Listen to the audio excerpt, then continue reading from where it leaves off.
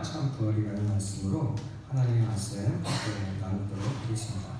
주 안에 사랑하는 성도 여러분, 예수님의 부활은 하나님의 영광이고, 그리고 또한 우리에게 주시는 하나님의 말할 수 없는 선물이고 또한 축복입니다. 제가 작년에 병원에 다니면서 크게 깨달았던 것 한 가지는 하나님의 가장 큰 선물은 부활이라는 사실이었습니다. 이 땅에 오는 것은 순서가 있지만 하나님께 가는 것은 순서가 없다는 사실을 두 눈으로 생생하게 보면서, 여러분, 그리고 그 죽음 앞에 놓여있는 사람들의 절박한 눈동자와 살고자 하는 그 열망과, 그리고 그 죽음을 향해 가야만 하는 그 고통 속에서 갈등하는 목사를 향한, 그리고 하나님을 향한 원망과 그리고 분노의 눈초리를 저는 많이 받아야 했습니다.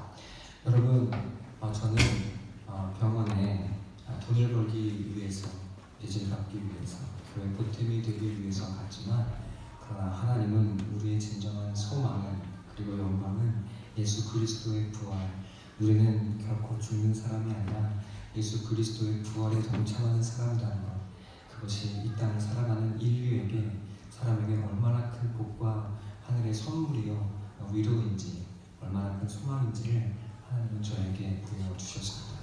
여러분, 제가 그렇기에 저는 죽음도 두렵지 않습니다 라고 말할 수는 없습니다. 저는 아직 그 죽음의 길을 걸어보지 않았기 때문에 그렇습니다. 그러나 여러분, 하나님께서 저에게 가장 주신 값진 선물은 부활의 소망이라는 사실만큼은 이제 분명해진 진리가 되었습니다. 여러분, 이 부활절이 기쁨이 되십니까? 아멘, 감사합니다. 여러분이 기뻐하지 않는 줄 알고 제가 기뻐하라고 말씀 준비했는데, 여기저기서 아멘이 터져나오시면 여러분, 저의 설교가 여러분 딴 데로 흘러가질 것 같습니다.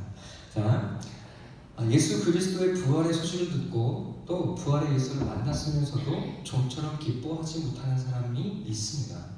마치 우리가 절기예상의 부활절을 어쩔 수 없이 지키는 사람들이 종종 있는 것처럼, 오늘 성경에서도 예수님의 부활을 보고 만끽하고 누리고 있으면서도 그 예수님을 만나는 것이 기쁨이요, 그 부활의 기쁨을 함께 동참하지 못하는 사람이 있다는 사실을 오늘 우리는 보게 됩니다.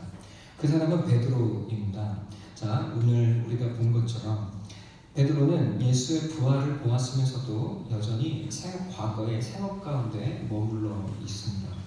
자, 오늘 우리가 보는 이 예수님과의 대화는 사람들이 흔히 말하기를 예수 그리스도께서 베드로를 회복시키시는 장면이라고 알고 있습니다. 여러분, 그 이야기가 맞습니다. 그러나 이 속에는 더 놀라운 하나님의 부르심이, 예수 그리스도의 부르심이 숨어 있습니다.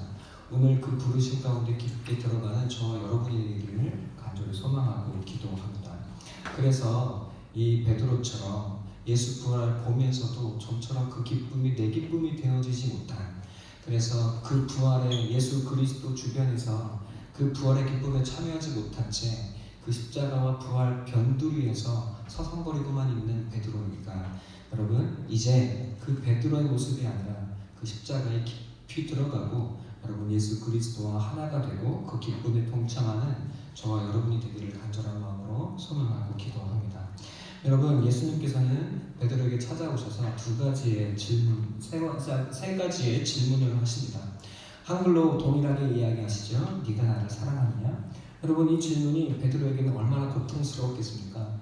예수님을 3번이나 따라가고 부인하지 않겠노라고 다짐했으면서도 3번이나 부인했던 이 베드로에게 예수님이 떡하니 부활하셔서 찾아오신 다음에 너 나 사랑하니? 라고 물어보시면 굉장히 민망하고 내 죄가 다 드러나고 하나님이 너 나 배신했잖아 라고 추궁하시는 것 같고, 여러분, 얼마나 그 마음이 고통스럽고 힘들겠습니까? 그럼에도 불구하고 베드로는 대답하고 있습니다.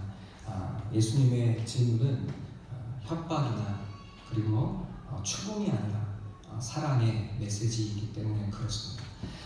성경 첫 번째, 두 번째의 질문 속에서 예수님은 네가 나를 아가파오네, 하나님의 사랑으로 사랑하느냐라고 묻습니다.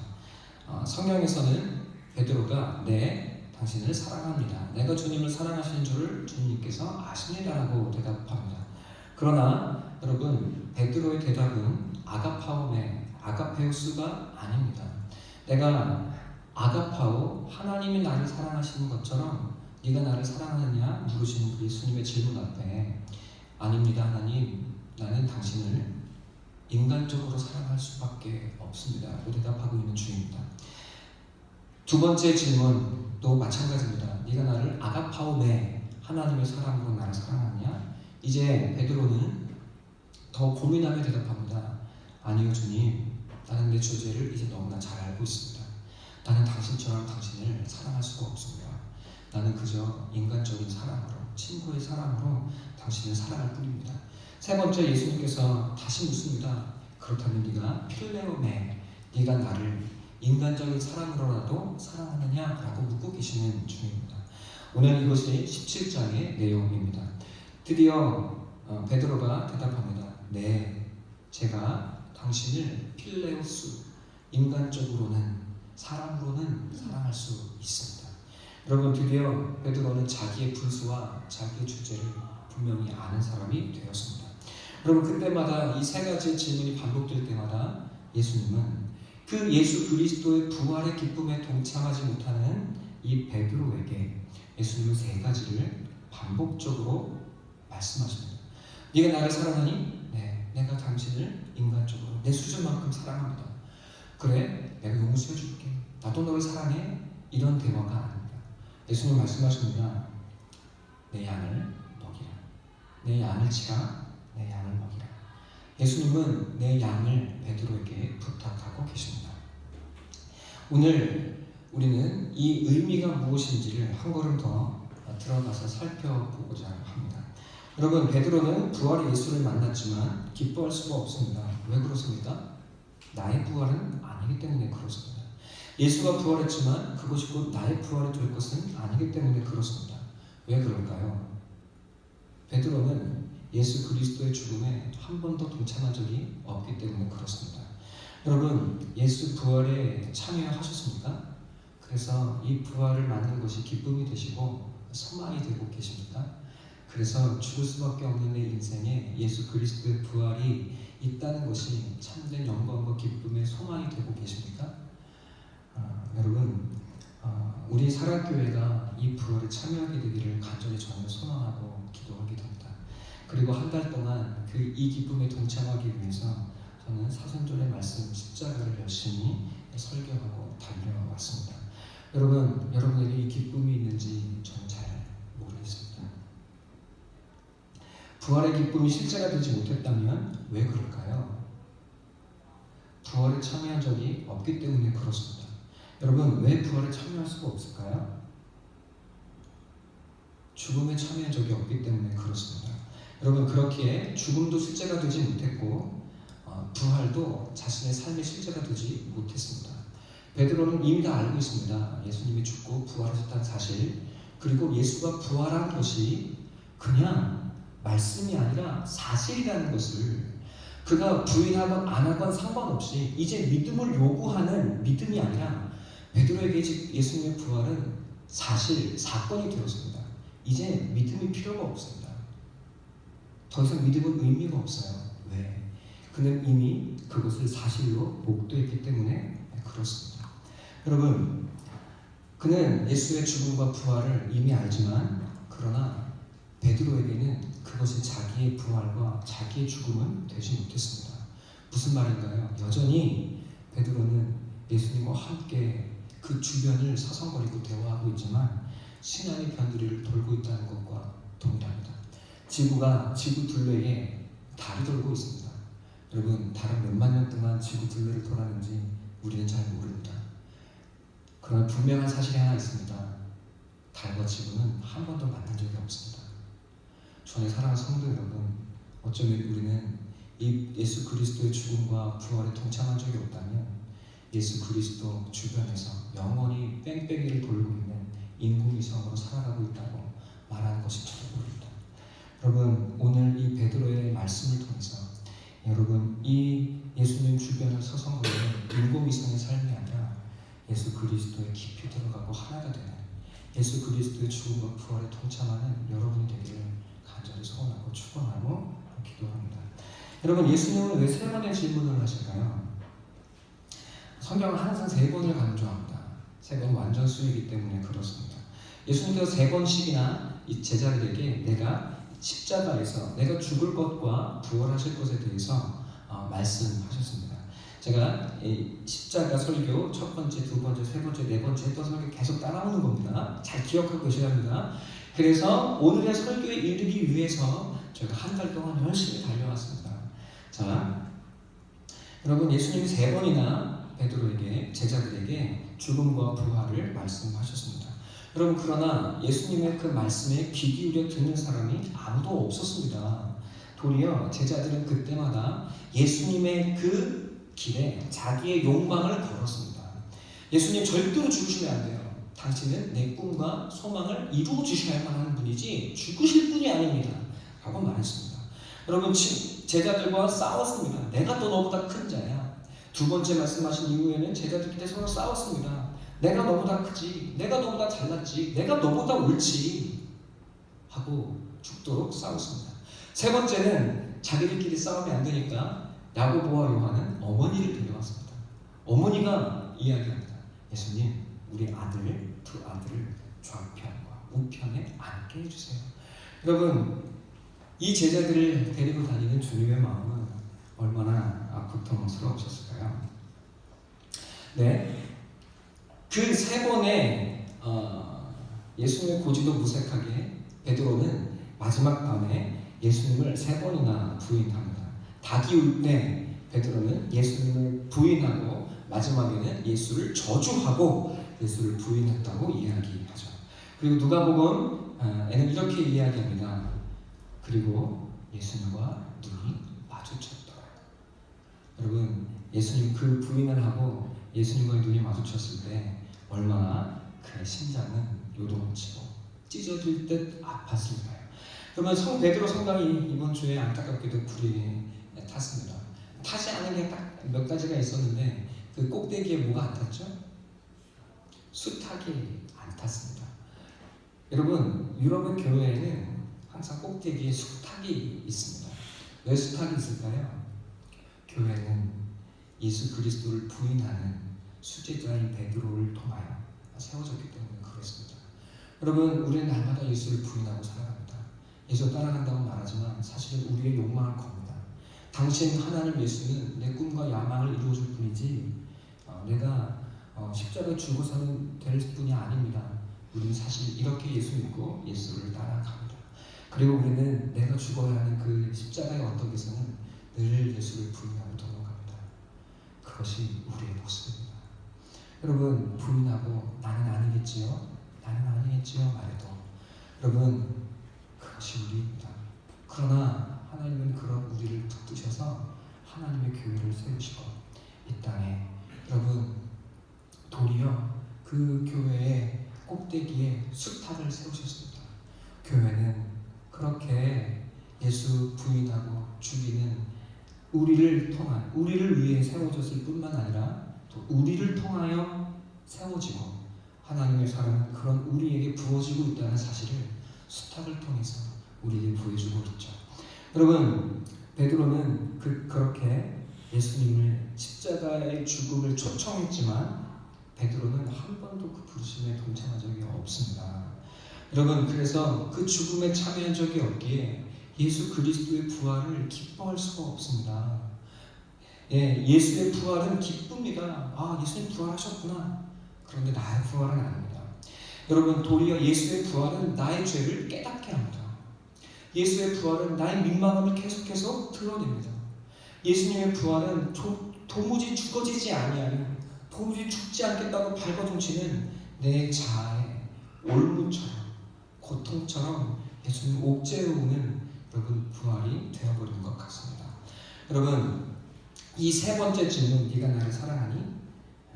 라고 하는 질문, 그리고 내 양을 치라는 이 말은 단순히 내 양을 너에게 맡기겠다 하시면서 단순히 베드로를 회복시키시는 것만이 아닙니다.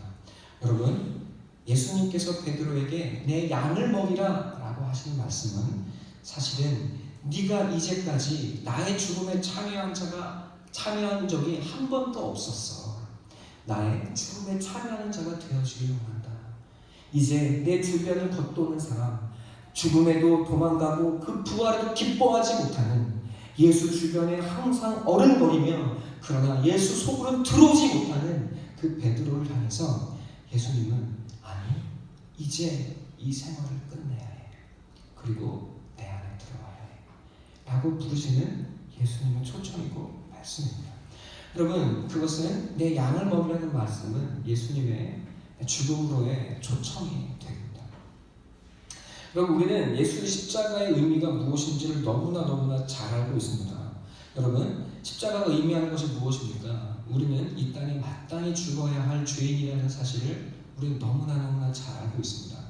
여러분, 우리가 이것을 몰랐다면 여러분 지금 어디 있을까요? 여러분 지금 이 자리에 앉아 있을 수가 없습니다.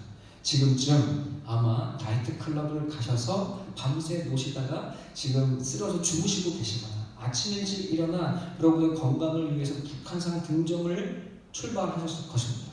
여러분은 왜 이 자리에 앉아 계십니까? 내가 진짜 하나님 앞에 죄인인 것을 인정하기 때문에 이 자리에 와 있습니다. 로마서 1장이 모든 사람이 죄인이고 2장에 유대인이 죄인이고, 그래서 3장에 모든 사람이 한 사람의 의인이 없는 모든 죄인이라고 이야기하는 그 도장 앞에 우리는 아멘, 주님 내가 죄인이 맞습니다 하고 인정하고 나아오는 사람들입니다. 그 사람들을 위해 예수님은 십자가를 꽂으셨고 그리고 자기 아들을 희생양으로 매달아 놓으셨습니다.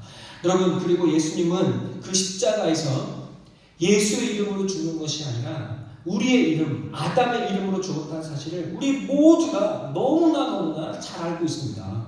내가 죽어야 할 죽음을 그가 죽었습니다. 그래서 이제 하나님이 보시기에 모든 아담이 죽었습니다. 그래서 하나님이 보실 때는 예수 이후에 다른 아담이 있을 수가 없습니다. 그래서 예수님은 고린도전서 15장 그리고 로마서 5장에서는 마지막 아담이라고 성경은 이야기하고 있는 것을 우리가 보게 됩니다. 여러분, 예수 안에 모든 사람이 죽었습니다. 이 의미가 무엇인지 아시죠? 예수가 내 이름으로, 모든 인류의 이름으로, 아담의 이름으로 저 십자가에서 죽으셔서 여러분 더 이상 아담이 다 죽고 없습니다. 그리고 예수님은 그 십자가에서 자기의 이름, 예수의 이름을 남겨놓으셨습니다. 여러분, 이것이 무엇이에요? 이사야서 61장에, 60장에, 62장에 끊임없이 이야기하고 있는 것처럼 너의 더러운 옷을 벗고 예수 그리스도의 구원의 옷, 의의 옷, 하나님의 그 구원의 잔치에 참여할 수 있는 예복을 받았다고 성경이 이야기하고 있는 것입니다. 여러분, 이 소식을 들었을 때 이 예복을 입지 아니할 사람이 어디 있습니까? 입지 아니할 사람이 없습니다. 여러분, 이제까지 살아왔던 내 더러운 옷, 내 더러운 이름 십자가에 걸어놓고 주님, 이제 내 이름 십자가에 걸고 주님의 이름을 나의 것으로 입습니다. 여러분, 주님은 그 믿음을 의롭다고 여기시고 그 믿음을 의롭다고 칭하시고 네가 내 아들 예수 믿어주니 고맙고 이 세상의 구원의 다른 방법이 아닌 나의 방법, 하나님의 방법, 아들을 통한 우리 인류의 구원을 네가 믿고 따라주니 고마우셔서 여러분 그저 그것을 믿음으로 의롭다고 칭하시고 우리의 마음에 예수 그리스도의 구원의 이 옷을 입혀 놓으시고 우리를 구원으로 인도해 가고 계시더라는 것입니다. 아멘이십니까? 여러분, 그래서 예수의 옷을 입으셨습니까? 여러분, 우리는 예수의 옷을 입어야 합니다. 내 옷은 저 십자가에 걸어 놓으셔야 합니다. 자, 성경에서는 두 가지의 영광이 있다고 우리에게 말하고 있습니다. 예수님께서 하신 말씀입니다. 요한복음 12장에 보니까 사람의 영광이 있습니다. 인자의 영광이 있습니다. 사람의 영광은 무엇일까요? 사람의 영광. 여러분, 사람의 영광은 연말 그 연예 대상에 나아가서 하나님께 영광을 드립니다 라고 막 이야기하는 것이 아닙니다. 여러분, 노벨상을 받아서 하나님께 영광을 올려드립니다 라고 말하는 것도 아닙니다. 여러분, 위대한 사람이 되어서 내가 아주 놀라운 일을 행했습니다 라고 말하는 것도 아닙니다. 여러분, 그것은 내가 그냥 칭송받는 것입니다. 사람의 영광이 무엇일까요? 예수님은 사람의 영광이 무엇인지를 아주 간단하게 말씀해 주셨습니다.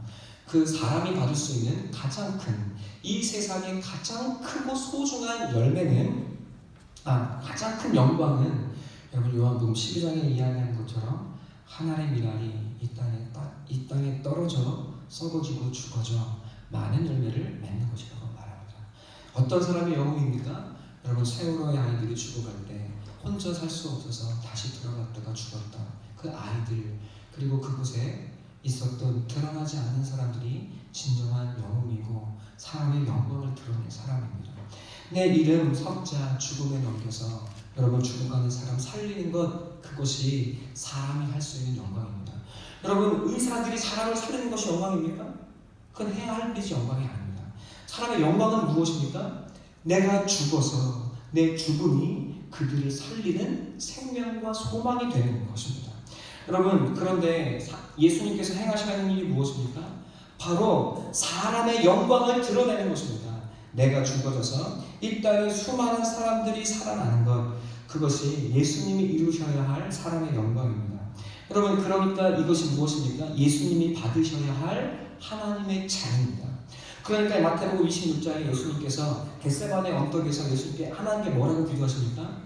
하나님, 제발 이 잔을 내게서 옮겨주십시오. 그 마음이 무엇입니까? 그 마음은 푸시피, 혼입니다. 예수님은 그 말씀, 자기 안에 말씀을 가득 채우셨어요. 그래서 예수님은 영이시고 말씀이십니다. 예수님은 자기가 죽고 살아야 된다는 사실을 너무나 잘 알고 있고 그것을 위해 오셨어요. 그런데 예수님의 혼은, 마음은 그 영의 말씀을 따라가기가 너무너무 어려운 거예요. 왜? 죽음은 너무너무 고통스러운 일인 거예요. 하나님과의 관계가 끊어지는 것은 너무나 큰 아픔이고 슬픈 것입니다. 인간의 죄를 담당하고 짊어져야 하는 것은 너무나 큰 아픔이요 고통인 거예요. 여러분, 예수님 말씀하십니다. 주님, 내가 받아야 하는 거 아는데, 그래야 내가 죽어야 열매 맺는 거 알고 인류가 사는 건 제가 아는데, 하나님, 다른 길이 혹시 없을까요? 하나님, 너무너무 아파요. 너무너무 힘들어요. 우리 주님이 말씀하시면 이 잔 제발 좀 옮겨달라고 기도하십니다. 그러나 항상 그 마지막은 무엇이라 기도하시죠? 그러나 내 원대로 마옵시고 아버지의 뜻대로 하시기를 원합니다. 라고 기도를 마치십니다. 여러분, 제자들은 그 옆에서 졸고 있습니다. 예수님께서 뭐라고 말씀하십니까? 너희 마음에는 원이로되 육신이 약하도다 하고 말씀하십니다. 이때의 마음은 무엇입니까? 이때의 마음은 영입니다. 우리의 마음에도 주님 주신 말씀 영이 있어요. 그래서 예수님과 죽고 싶습니다. 예수의 죽음에 동참하고 싶습니다. 그런데 우리의 육신이 약합니다. 우리의 육신은 그 말씀에 순종할 수도 없고 주의 말씀에 주님을 기쁘시게 할 수도 없습니다. 여러분, 주님의 말씀하십니다. 기도하라. 깨어 기도하라. 주 안에 사랑하는 성도 여러분, 이것이 제자들에게, 베드로에게 예수님께서 주셨던 말씀입니다. 여러분, 죽는다는 게 무엇이에요? 예수님께 그 잔을 마셔서 죽으신다는 말씀이 무엇입니까? 여러분, 내가 죽어져서 사람을 살리는 것입니다. 주 안에 사랑하는 성도 여러분, 우리는 죽어야 된다는 걸 너무 잘 알고 있습니다. 이일로 목사처럼 맨날 설교 때마다 내가 죽어야 예수가 산다고 이야기하는 목사가 그렇게 많지 않습니다. 이 딱딱하고 무거운 설교를 여러분 매주 하는 것도 저도 지겹고 저도 고통스럽고 저도 힘이 듭니다. 여러분의 마음을 살려드리고 싶고 위로하고 싶고 격려하고 싶어요. 그런데 우리가 살 수 있는 다른 길이 없습니다. 여러분, 내가 죽어야 예수가 살아요. 여러분, 그런데 죽는다는 것이 무엇입니까? 내가 죽었습니다 말한다고 죽는 것이 아닙니다. 그것은 그저 내가 예수의 옷을 입은 것에 불과한 거예요. 여러분, 우리가 해야 할 일이 있습니다. 그것이 무엇입니까? 예수의 잔을 받아 마시는 것입니다. 주 안에 사랑하는 성도 여러분, 죽는다는 것이 무엇입니까? 내가 죽었어 라고 말하는 것이 아니에요. 하나님은 그 믿음을 너무 소중히 여기십니다. 주님 그 믿음을 보세요. 그러나 죽는다는 것은, 그 죽음이 내 삶의 실제가 된다는 것은 내 가정에서 내 아이를 살리기 위해 내가 죽어지는 것을 받아들이고, 내 가정에서 남편을 살리기 위해 내가 죽는 것을 받아들이고, 여러분 교회에서 교회가 살기 위해 내가 죽는 것을 받아들이고, 여러분 내 이웃을 살리기 위해 내가 죽는 것을 받아들이는 것, 그것이 죽음을 받아들이는 것입니다. 여러분 그렇기에 우리는 주님처럼 기도하게 돼요. 주님, 이 자녀 받는 것이 되게 너무나 어렵습니다. 여러분 우리는 그제서야 예수님의 그 죽음이 고통이 무엇인지를 비로소 깨달아가기 시작하고, 그 죽음의 깊이와 그 죽음의 사랑의 높이와 깊이와 넓이가 얼마나 크고 위대한 것인지를 우리는 비로소 깨달아가게 되기 시작하는 것입니다. 주 안에 사랑하는 성도 여러분, 이건 부회적인 이야기입니다. 사단이 맡고자 하는 것이 있어요. 무엇입니까? 예수 그리스도가 인류를 구원하는 것입니다. 여러분 그런데 예수님께서 끊임없이 말씀하셨어요. 내가 죽고 부활할 것이다. 여러분 그런데 그 이야기를 듣고도 사단은 그걸 막아야죠. 예수님의 그 죽음과 부활을 막아야죠. 그것이 사단의 일입니다. 여러분 이것이 사단의 낭패이기도 합니다. 예수님을 살리지 않은 사람을 구원할 것이고, 또 예수를 죽이자니 또 예수의 죽음이 자기들의 유일한 무기인 죽음을 깨뜨려서 도리어 그 죽음을 이기는 승리를 가져올 것이니, 사단은 예수를 죽이지도 못하고 저러지도 못하고 이러지도 못하고 굉장히 낭패했을 것입니다. 그래도 어떻게 합니까? 예수를 죽여야죠. 남을 죽이는 것, 그것이 사단의 일인데, 여러분 예수님은 어떻게 죽입니까? 아주 사람들의 마음을 독하게 하고 악랄하게 하고 가시가 돋치게 해서 모든 사람들이 예수를 부인하고 모든 사람이 예수를 죽이게 만들어 놓습니다. 여러분, 이것이 사단의 일입니다. 여러분, 사단이 어떻게 예수를 죽입니까? 모든 사람이 예수를 배신하고 부인하여 예수를 죽이게 만듭니다. 그래서 예수의 죽음이 사랑의 죽음이 아니라 여러분 심판의 죽음이 되게 하고, 예수의 죽음이 우리를 위한 사랑이 아니라 여러분 정말로 저 악랄한 사람들의 악을 통하여 하나님의 사랑, 예수 그리스도의 사랑을 무위로 돌리려고 하는 악한 관계가 그 안에 숨어 있는 것입니다. 여러분 예수를 죽이는 사람들은 생각합니다. 어떻게 생각합니까? 예수를 죽이는 것이 하나님의 뜻이라고 생각합니다. 나는 하나님께 충성해서 예수를 죽인다고 생각합니다. 그가 잘못했고 그가 옳지 않다고 생각합니다. 그는 옳지 않아서 죽어야 하고 나는 옳기 때문에 그를 죽여도 합당하다고 생각하게 됩니다. 여러분 그런데 예수는 옳지만 침묵하고 죽임을 당하십니다. 여러분 어떤 사람이 옳은 사람입니까? 진리를 소유해서 옳은 사람이 옳은 것이 아니라 여러분 기꺼이 죽음을 맞는 사람이 옳은 것이라고 성경이 우리 주님께서 보여주시고 말씀하고 계시는 것입니다.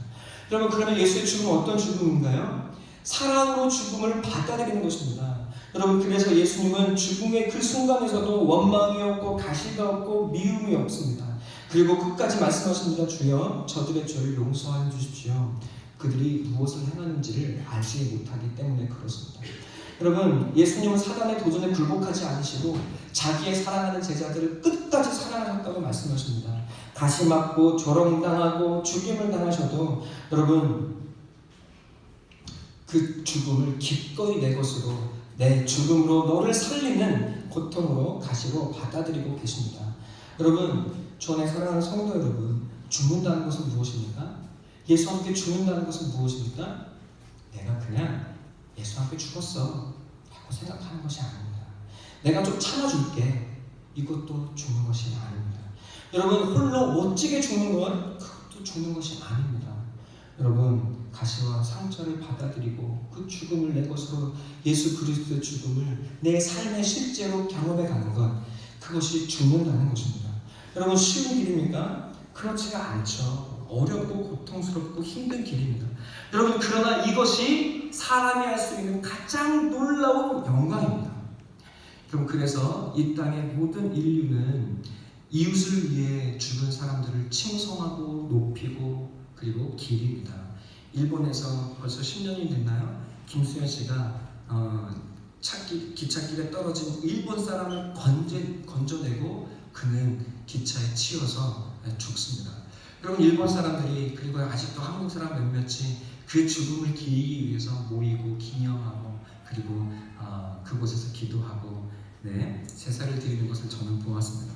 저의 사랑하는 성도 여러분, 내 생명을 몇 사람을 위해 이웃을 위해 내어놓을 때 그것이 예수의 죽음이라고 성경은 말씀하고 있는 것입니다. 저의 사랑하는 성도 여러분, 그 사람의 영광을 우리가 말씀에 순종하여 드러낼 때 하나님은 우리에게 하나님의 영광을 보여주십니다. 하나님의 영광이 무엇일까요? 부활입니다. 그것이 요한복음 11장에 나와있는 하나님의 부활의 능력입니다. 여러분, 예수 그리스도와 그렇게 내 생명을 이웃을 위해 나만을 위해 살았던 내 삶이 아니라 드디어 이웃을 위해, 교회를 위해, 가정을 위해, 자녀를 위해, 남편을 위해, 아내를 위해 내 삶을 내어놓는 삶을 살게 될 때 여러분, 우리는 예수 그리스도의 죽음에 동참하고 하나님의 영광이 부활에 참여하리라고 우리 주님이 말씀하고 계시는 줄로 믿습니다. 여러분, 우리는 예수님께 욕망을 걸었습니다. 그러나 예수의 십자가에서 내 손에 쥐어진 것은 욕망의 빵덩어리가 아니라 예수 그리스도의 피입니다. 이제 주님께서 말씀하십니다. 이 피는, 이 잔은 내가 너에게 주는 나의 피니 이 잔을 받아 마시라. 여러분, 주님의 이 십자가에서 우리는 옷을 입고 우리의 양손에는 예수 그리스도의 피를 받았습니다. 피를 받았다는 것은 무엇입니까? 죽음을 받아들이는 것입니다. 그런데 어떠한 죽음을 의미합니까?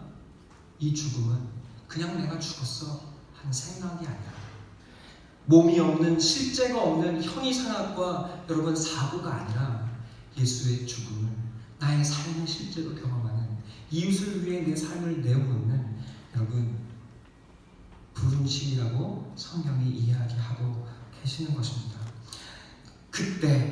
그때야 비로소 이웃을 위해, 가정을 위해, 그리고 교회를 위해, 회사를 위해, 그 여러분의 이웃을 위해 여러분 그 피를 마시게 될 때 여러분은 하나님의 부활의 영광에 참여하게 되고 그 부활이 여러분의 삶에 톡톡 구체적이 되고 실제가 되고, 이 부활절이 마냥 예수님 부활하셨다는 그 날이 아니라 예수 그리스도의 부활에 참여하여 그 영광의 기쁨을 함께 누리는 삶이 될 줄로 믿습니다. 여러분, 다시 말씀으로 돌아올까요?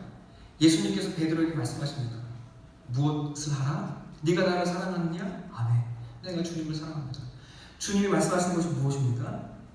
내 양을 먹이라는 것입니다. 저의 사랑하는 성도 여러분, 이웃을 위해, 하나님의 양떼를 위해, 그 양을 위해, 그 양을 먹이며 그 양들을 위해 살아가며 내 죽음을 받아들일 때 여러분, 베드로는 이제 예수님 주변을 겉도는 인공위성의 삶을 그치고 예수님과 하나가 되는 축복과 영광을 누리게 되는 하나님의, 우리 주 예수님의 부르심이라고 성경이 말하고 있는 것입니다. 여러분, 우리 모두 십자가에서 죄사함을 입었습니다. 이미 예수 그리스도 안에서 심판을 받았습니다. 여러분, 그런데 우리 모두 죽었다 하면서 그 죽음이 무엇인지 모르고 죽음에 참여하지 못하며 죽었다고 말하고, 또 우리는 서로를 용서하지 못합니다. 내가 옳다, 너를 죽이리라 하며 내가 죽었다고 말합니다. 여러분, 우리는 부활을 믿습니다. 그러나 여전히 우리는 부활이 소망이 되는 것이 아니라, 여러분, 그 죽음도 소망이 되는 것이 아니라 이 땅에 나를 높이려고 발버둥치고 살아갑니다. 여러분, 예수는 부활하셔서 우리에게 찾아오셨지만 어쩌면 우리는 베드로처럼 옛 자아와 옛 직업과 옛 세상에 머물러 예수님 주변을 빙글빙글 돌고 있는 것인지도 모릅니다.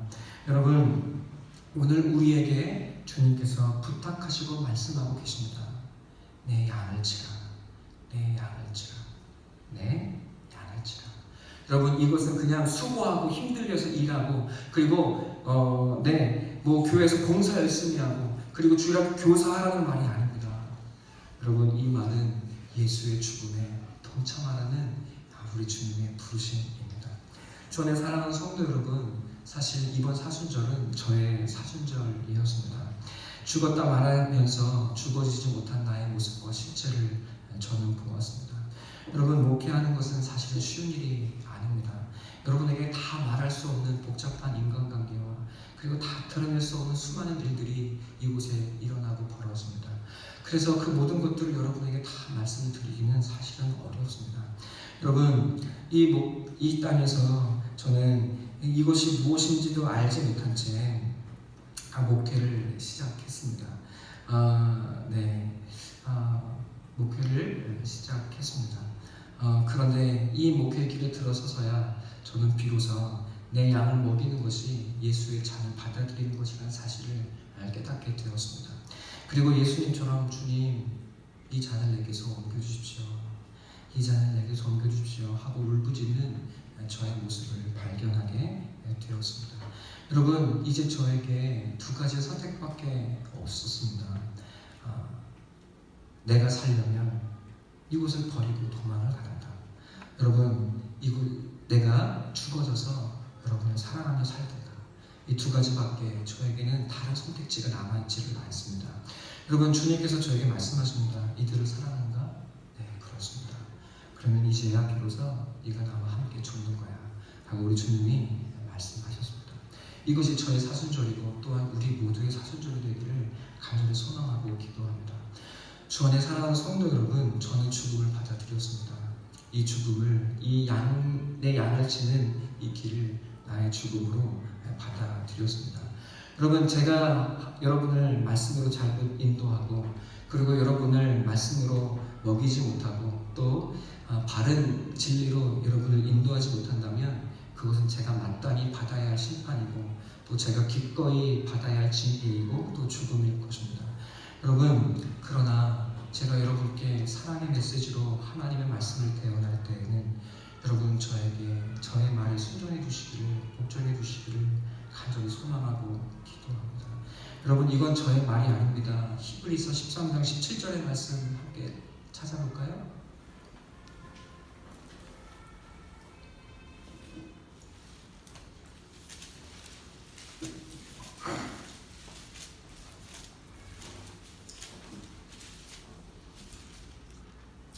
여러분, 더하지도 않고 빼지도 않고 히브리서 13장 17절의 말씀은 더함도 없고 뺨도 없는 저의 마음이요 또 하나님 말씀 그대로입니다.